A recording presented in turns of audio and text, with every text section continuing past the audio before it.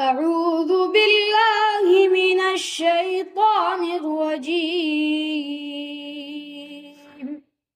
بسم الله الرحمن الرحيم. إنا أوحينا إليك كما أوحينا إلى نوح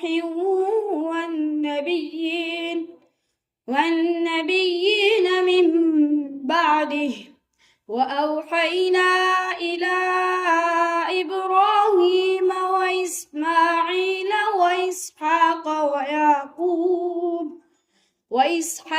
ويعقوب والأسباط وعيسى وأيوب ويونس وهارون وسليمان، وآتينا داود زبورا، ورسلا قد قصصناهم عليك من قبل ورسلا لم نقصصهم عليك، وكلم الله موسى تكليما.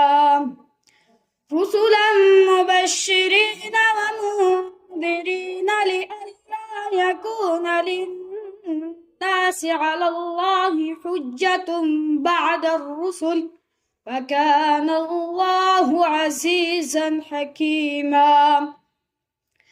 لكن الله يشهد بما أنزل إليك أنزله بعلمه، والملائكة يشهدون، وكفى بالله شهيدا.